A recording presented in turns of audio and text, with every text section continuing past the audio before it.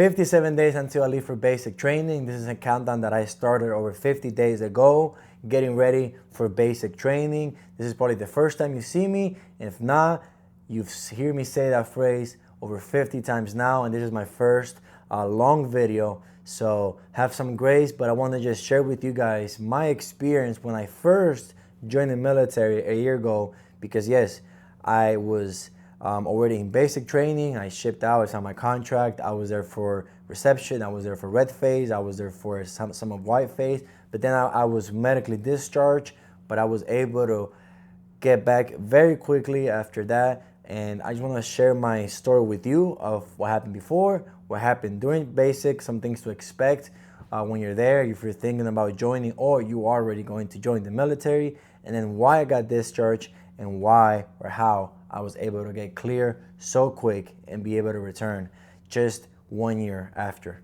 my medical discharge. So quickly, a summary: I am 24 years old, 23 when I first joined. I was supposed to do reserves, but then after talking to my recruiter, he never tried to convince me to do otherwise. But the more I learned about the military, the more invested and excited I was about it. And I did not want to just do it 1 week in a month. I wanted to do the whole thing. So then I switched from reserves to active duty. I got like a 60 something on my ASVAB, so I qualified for a lot of jobs, but I also did not qualify for a lot of other jobs because I am currently a green card holder, and there's a lot of jobs that you need to be a citizen for. For example, a military police, which is what I wanted to do initially. So in my first contract, what I chose was 12 Bravo. I had some other options, but I've always wanted to really experience the military, at least for my first contract, if I ever did more. So I just went with 12 Bravo. Which I ended up regretting when I was in basic. I did not do enough research about the job itself before I joined. But nonetheless, I shipped out for basic training. I thought reception was going to be this easy thing where I just sit down and hand out some papers and it's all chill. And then the real thing starts when I finally start with red face. But I was wrong. The moment you get on the bus and you start driving to reception, it all started. You have drill sergeants screaming at you, you got drill sergeants telling you what to do, and you start with this military training, basically. So reception is, and I know will be by far the worst. So if you're joining, just know that reception, it only gets better from there. You're not gonna like to be there. I met so many guys there that they wanted to quit.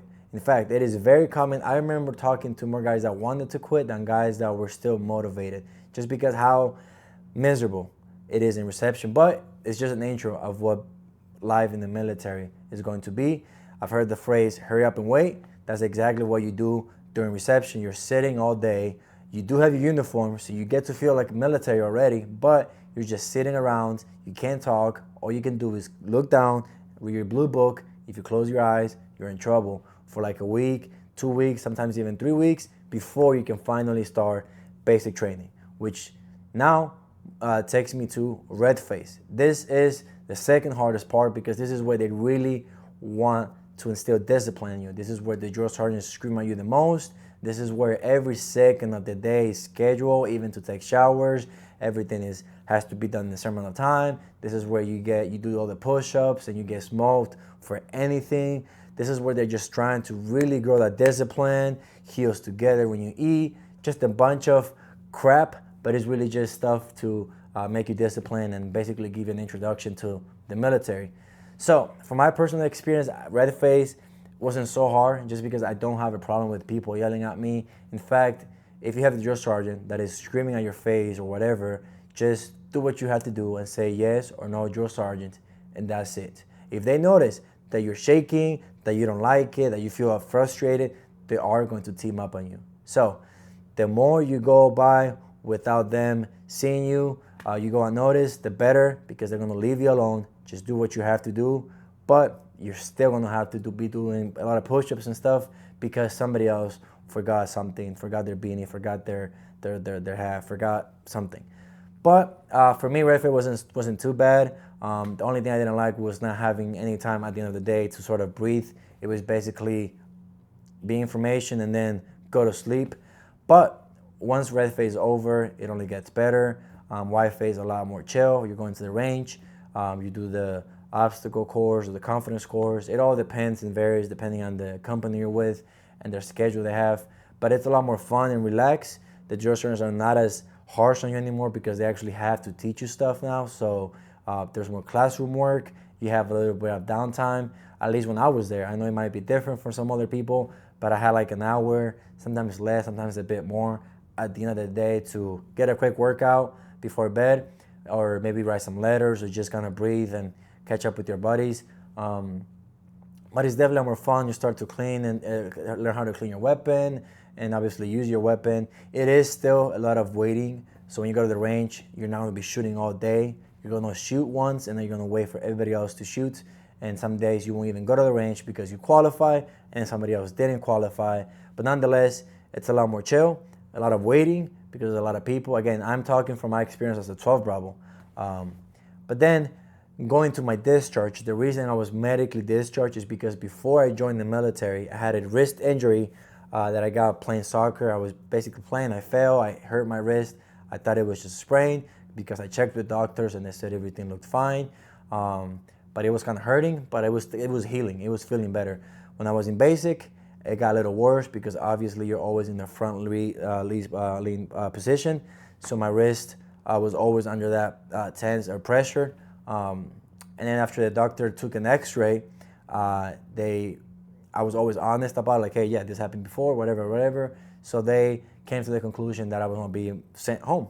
But after I came home, in some way, I was conflicted because during the time that I was waiting to be sent home, I had this thoughts of like, yeah, this is not for me, whatever.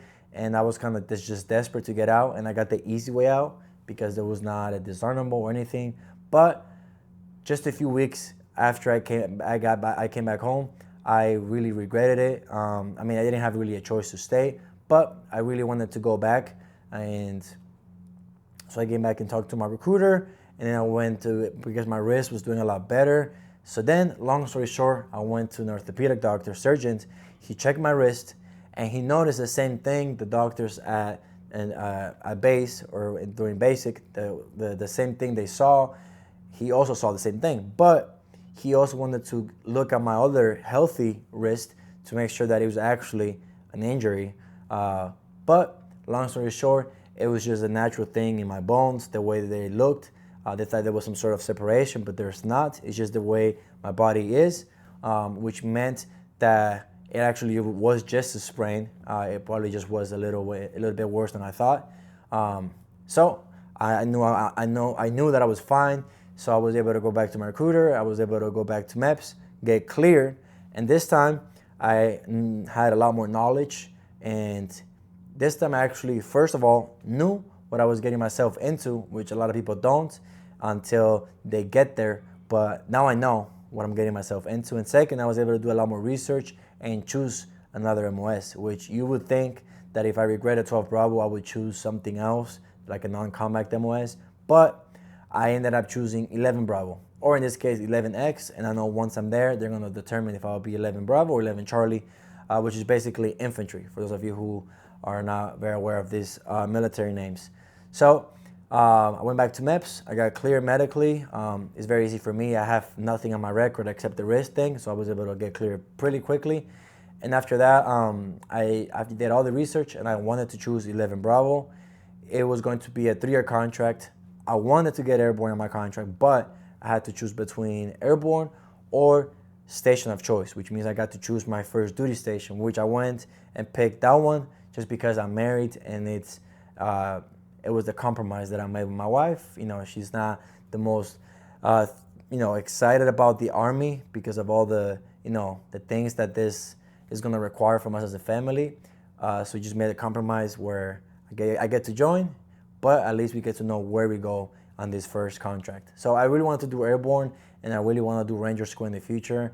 But nonetheless, this is my sort of experience in the few months that I was there doing basic. Don't be discouraged. Things do get better every single week. Sometimes they'll just get boring, but things get better. So don't let the emotions of that first week or two in reception make you change your mind, because yes, it will be very hard. I know that already. It's going to be very hard, but I'm excited. I'm excited to go through this journey. There was one phrase that really made me realize that this is what I wanted to do.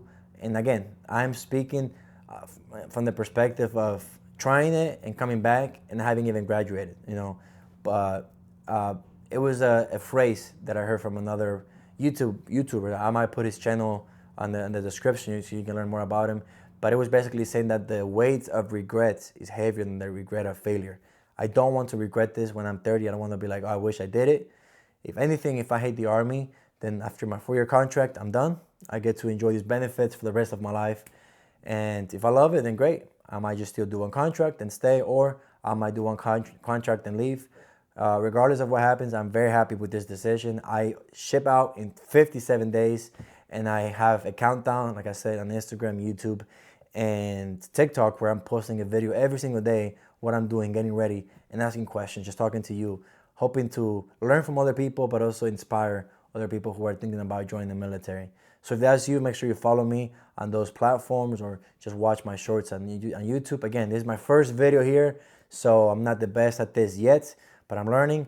But if there's anything else you'd like to know about, maybe you want to know more in depth of why I made my decision, there's millions of videos out there about the benefits. But if you want to know anything from the things that I've learned, then just drop it in the comments. But nonetheless, anything that you'd like to know more about, let me know down in the comments, and I'll see you later. Thanks for watching.